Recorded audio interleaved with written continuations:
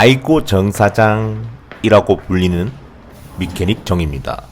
박스를 보니 미케닉 정이 조립할 자전거의 브랜드를 알 것 같네요.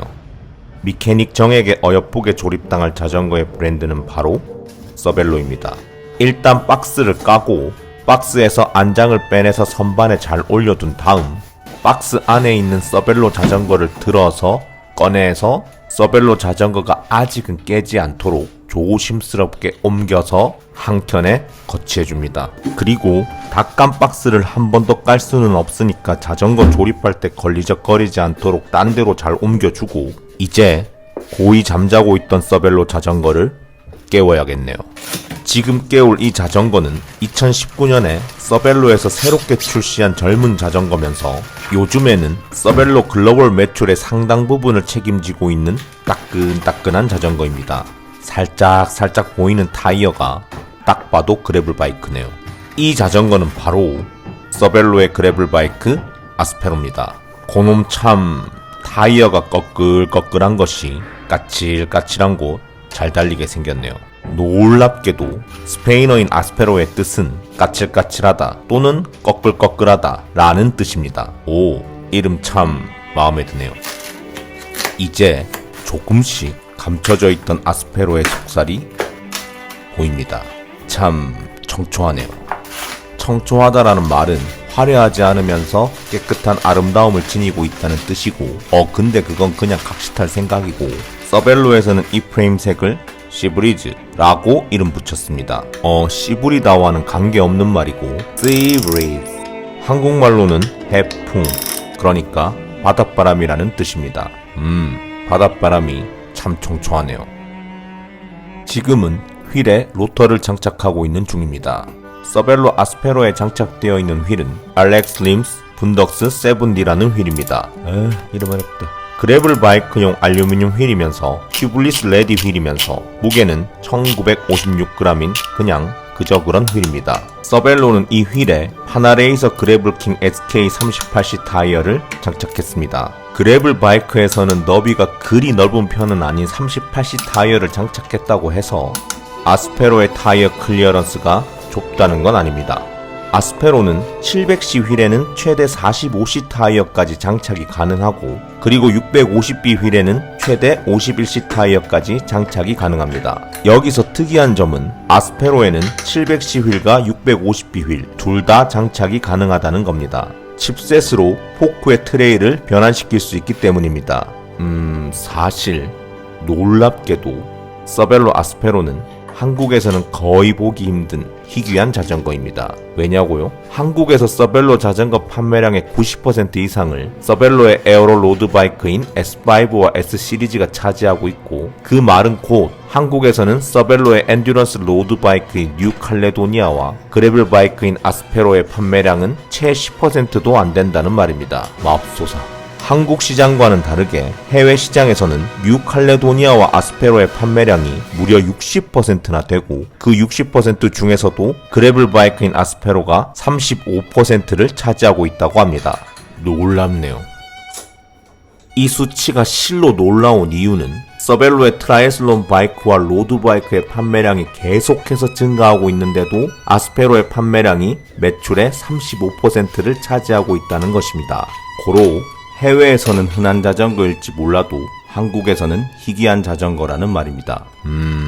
정말 운이 좋네요. 서벨로의 그래블 바이크 프레임은 두 가지로 나뉩니다.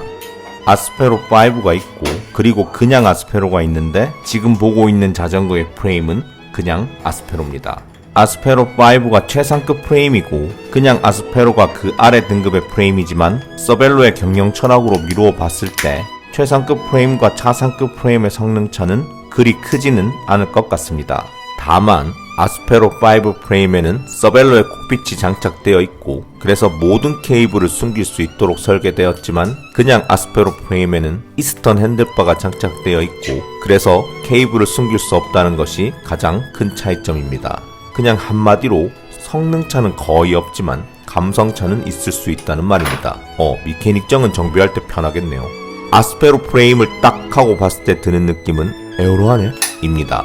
프레임의 튜빙들이 굴빵한 것이 그리고 또 쫙쫙 쩍 뻗어 있는 것이 딱 봐도 굉장히 에어로다이나믹하겠네요. 그래블 바이크에서 뿜어져 나오는 에어로바이크의 향기가 정말 묘한 느낌을 줍니다. 아스페로가 이렇게 에어로다이나믹의 향기를 뿜어내는 이유는 대부분의 그래블 바이크는 어드벤처나 투어링에 중점을 두고 설계되지만 서벨로의 그래블 바이크인 아스페로는 속도에 중점을 두고 설계되었기 때문입니다.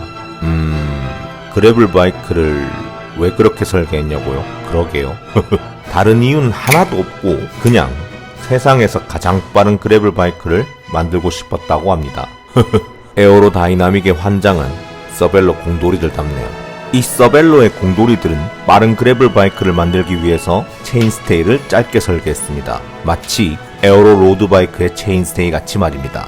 체인스테이를 짧게 설계해서 가속 능력을 올림으로써 빠른 속도로 도달할 수 있을 뿐만 아니라 오르막을 오를 때 라이더가 내는 힘을 빠르게 전달할 수도 있습니다. 그렇지만 하나를 얻으면 하나를 잃는 법.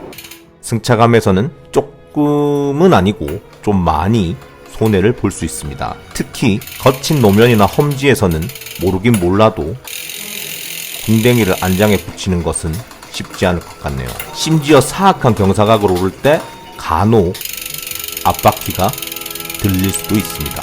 그럼 어떡하냐고요? 그건 뭐 알아서 잘 타는 수밖에. 아니면 그런 사악한 곳은 안 가면 됩니다. 그 대신 거친 아스팔트나 비포장 도로에서 아스페로는 좋은 승차감을 유지하면서도 그 어떤 그래블 바이크보다 빠르게 달릴 수 있습니다. 아무튼 미케닉 정이 지금 조립하고 있는 이 아스페로의 모델명은 아스페로 GRX RX600 시브리즈입니다.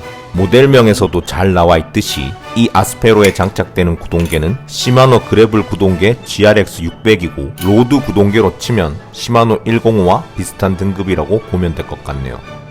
그래블 바이크 프레임에는 대개 바이크 패킹이 가능하도록 팬더 마운트 같은 것들이 있지만 서벨로는 그런 것에는 하나도 관심 없습니다. 탑튜브 위에 작은 도시락 가방 딱 하나만 장착할 수 있도록 설계했습니다.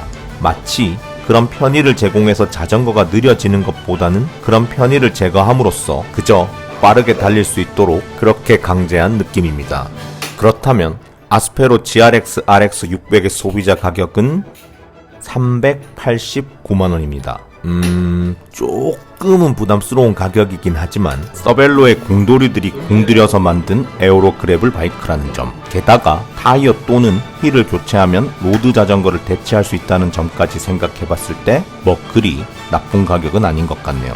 참고로 아스페로 5 GRX RX 815 Di2의 소비자 가격은 899만원이고 무게는 고작 8.2kg이고 그냥 아스페로 GRX RX 600의 무게는 9kg 초반이고 각시탈의 몸무게는 90kg 초반입니다.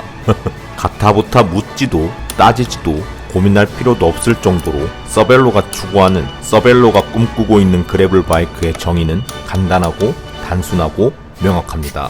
세상에서 가장 빠른 그래블 바이크 아스페로.